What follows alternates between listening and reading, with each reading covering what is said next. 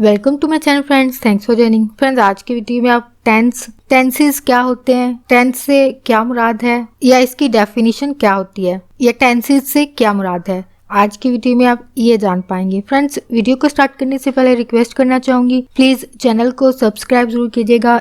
इसके लिए subscribe button पर क्लिक कीजिएगा, साथ बेल और ऑल के बटन पर लाजमी क्लिक कीजिएगा, क्योंकि इस पर क्लिक करने से आपको हमारी हर नई आने वाली वीडियो की अपडेट मिल सकेंगी और आप हमारी वीडियो जो सबसे पहले देख पाएंगे। टॉपिक की तरफ आते हैं फ्रेंड्स के व्हाट इज टेंसेज। ये टेंसेज से क्या मुराद है। टेंस जो है वो एक अंग्रेजी जुबान का एक लफ्ज है जिसका मतलब है जमाना, और जमाने से मुराद आप मजीद इसकी डेफिनेशन या वर्ड करते हैं या इसकी मीनिंग की बात करते हैं तो इसका मतलब है वक्त। और जमाना जो है वो 3 किस्म का होता है। मिसाल के तौर पर हाल, जिसको इंग्लिश में प्रेजेंट कहा जाता है, यानी मौजूदा वक्त को जो है वो जमाना हाल कहा जाता है। जमाना हाल की मिसाल, तालिबे इल्म एक किताब पढ़ रहा है, A student is reading a book। Next है जमाना माजी। माजी जिसको इंग्लिश में पास्ट कहा जाता है, यानी गुजरे हुए वक्त को जो है वो जमाना माजी कहते हैं, यानी जो वक्त गुजर चुका है वो इंसान का जो है वो माजी होता है। और इसकी मिसाल, तालिबे इल्म एक किताब पढ़ रहा था,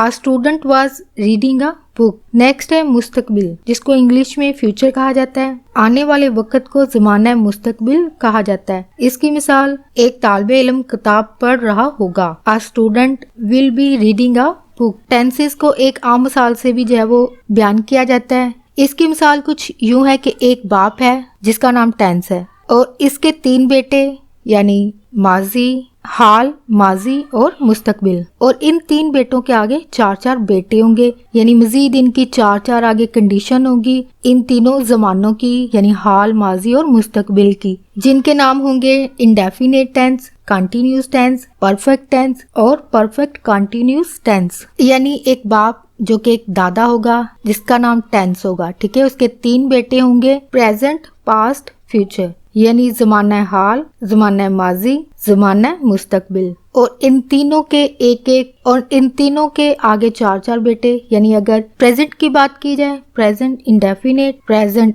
continuous, present perfect, present perfect continuous. इसी तरह पास्ट की आगे 4 कंडीशन जो होंगी, पास्ट इंडेफिनिट, यानी नाम वो ही रहेंगे, पहले जहाँ पे प्रेजेंट था अब वहाँ पे क्या लगेगा, past. Past indefinite, past continuous, past perfect, past perfect continuous. Next है फ्यूचर, इसके आगे 4 बेटे, यानी 4 कंडीशन आगे होंगी, future indefinite, future continuous, future perfect, future perfect continuous. यानी इस मिसाल से टेंस को जो है वो समझाया जाता है। आई होप मैंने अपना पॉइंट क्लियर कर दिया हो। अगर आप इस मिसाल को रिलेट करके याद करते हैं इन कंडीशन को, बहुत सारे बच्चों को याद नहीं रहती है, तो अगर आप इस आम सी मिसाल को याद रखते हैं जो कि हमारे घरों में अक्सर हमें सुनने को मिलती है, यानी हमारे दादा अबू, उनके आगे बेटे और उनकी आगे औलाद जो कि हम होते हैं, तो इस मिसाल के जरिए जब आप इस कंडीशन को याद करेंगे तो आपको काफी ईजी हो जाएगा इनको याद रखना, क्योंकि बच्चों के लिए अक्सर कंडीशन को याद रखना जो कि आगे जैसे कि टेंसेस हैं, इनके आगे मजीद कंडीशंस बनती हैं, किस्म बनती हैं, इकसाम बनती हैं, तो इनको याद आप इस मिसाल से रख सकते हैं। होप फ्रेंड्स, आज की वीडियो आपको अच्छी लगी हो। अगर आपको कुछ सीखने को मिला है तो प्लीज मेरी वीडियो को लाइक और शेयर लाजमी कीजिएगा, और इस टॉपिक के हवाले से आपके कोई भी सवाल हो या आप कोई टॉपिक चाहते हैं उस टॉपिक के हवाले से आपके लिए वीडियो बनाई जाए तो आप प्लीज कॉमेंट में जरूर लिखिएगा। आपका वीडियो देखने के लिए बहुत शुक्रिया।